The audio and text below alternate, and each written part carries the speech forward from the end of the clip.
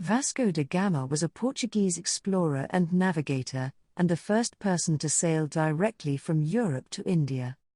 Vasco da Gama was born in 1460 to a wealthy Portuguese family in Sines, Portugal. He was the third son of Estevão da Gama, a minor provincial nobleman, who was commander of the fortress of Sines, on the coast of Alentejo, province in southwestern Portugal.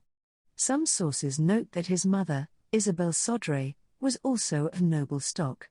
Vasco's father was also an explorer and was supposed to make the epic journey from Portugal to India that would eventually make his son famous. However, he died before he could successfully complete the journey.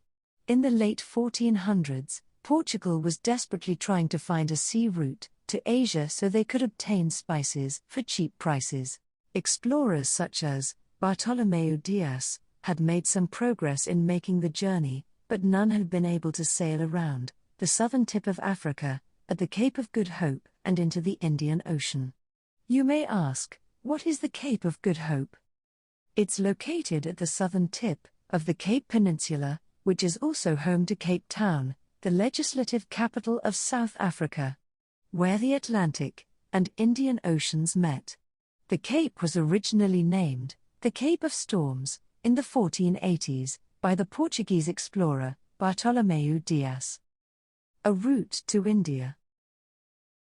Da Gama learned to navigate in the navy, which he joined as soon as he was old enough. In 1497, Da Gama was appointed to command a ship with the goal of discovering a sailing route to India. Several decades earlier, Henry, the navigator, had patronized several successful voyages in North and West Africa.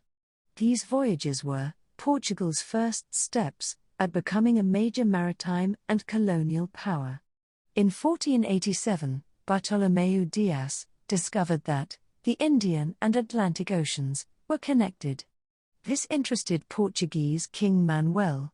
He wished to conquer Islam and establish himself as the King of Jerusalem, in addition to making money off the spice trade. Da Gama captained 4 vessels when he set out on July 8, 1497. Da Gama himself rowed in the 200-ton ship Sao Gabriel, and his younger brother, Paulo da Gama, led the Sao Rafael. Da Gama sailed south, taking advantage of the prevailing winds off the western coast of Africa, and swung out into the Atlantic before veering back in an arc to meet the South African coast. He then rounded the Cape of Good Hope and ventured into the Indian Ocean. By the time they reached Indian Ocean waters, most of his crew was infected with scurvy. Da Gama made landfall in Mozambique to rest and resupply. They then landed in Mombasa and Malindi, where an Arab guide agreed to assist Da Gama. Da Gama's fleet sailed for 23 days before landing at Calicut, India. Europeans assumed the locals were Christians, though they were actually Hindus. Despite this misunderstanding, the ruler of Calicut agreed to trade with Da Gama, and he acquired a large supply of valuable spices. Return to Portugal. In August, after 3 months in India, Da Gama's fleet left Calicut. Despite advice that monsoon season was approaching, the ships encountered terrible storms during their journey.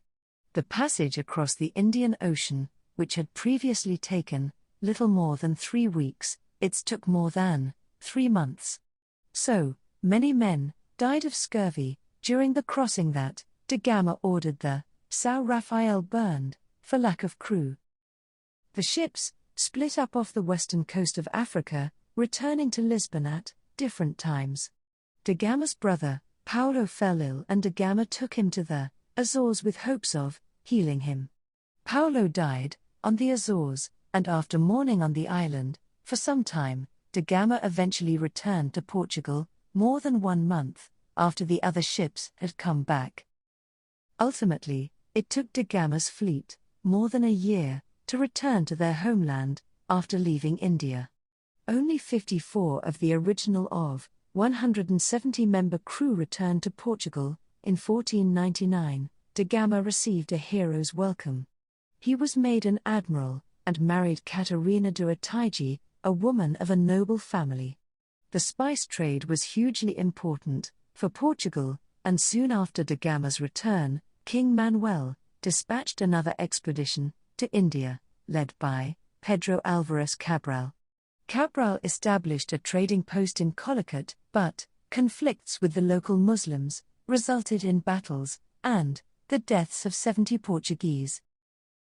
Second voyage to India. In 1502, King Manuel once again sent da Gama to India to further secure Portugal's dominance in the region. Da Gama left Lisbon with 20 armed ships under his command. During his journey, da Gama slaughtered hundreds of Muslims, attacking ships and firing cannons at trading posts up and down the East African coast. In one instance, he ordered the massacre of 380 people, including women and children, aboard a Muslim ship returning from Mecca. His brutal practices continued once he reached Calicut. There, da Gama destroyed the trading post and killed 38 hostages. Once he had the Calicut rulers surrender, da Gama went south to Cochin, known as Kochi today. There, he made an alliance with the local ruler, further securing Portugal's position as a dominant spice trader. Da Gama left Cochin in February 1503. During his return journey, he established Portuguese trading posts, what is now Mozambique. Portugal would later become the major colonial power in Mozambique. As part of this second India voyage, da Gama's uncles, Vicente and Bras Sodre, were put in charge of a 5-ship squadron with instructions to protect friendly trading states on India's west coast. They were also tasked with disrupting Arabic shipping along the route. At one point, the Sodre brothers took shelter in a bay off the southern coast of Oman to repair their own ships. Not heeding the advice of local fishermen about impending strong winds, their ships ripped from their moorings. Vicente's ship sank in deep water, killing him and his crew. It is this ship, the now Esmeralda, that scientists think they have discovered off the coast of Oman, that they announced in March 2016. Life in Portugal and final voyage. For 20 years, da Gama lived in Portugal with his wife, 6 sons, and 1 daughter. He continued to advise King Manuel on matters regarding India and more other things. After King Manuel died, King John III asked da Gama to return to India once again. He was requested to help to deal with the increasing corruption of the Portuguese officials there. In 1524, da Gama yet again set sail, this time with the title of Viceroy. Da Gama fell very ill soon after arriving in Cochin. He died from an unnamed illness on December 24, 1524. He was initially buried in a Catholic church in Kochi, but his remains were eventually brought back to Portugal in 1538. So, this is the short story of Vasco da Gama. Did you like the video? If yes, do hit the like button, it really boosts my motivation. Let me know your thoughts about the video in comments section. We will be back very soon with another short story. Till then, do subscribe Short Stories Plus channel and hit the bell icon to get updated every time we post a new stories. Thanks for watching this video. See you in next episode. Take care. Bye bye.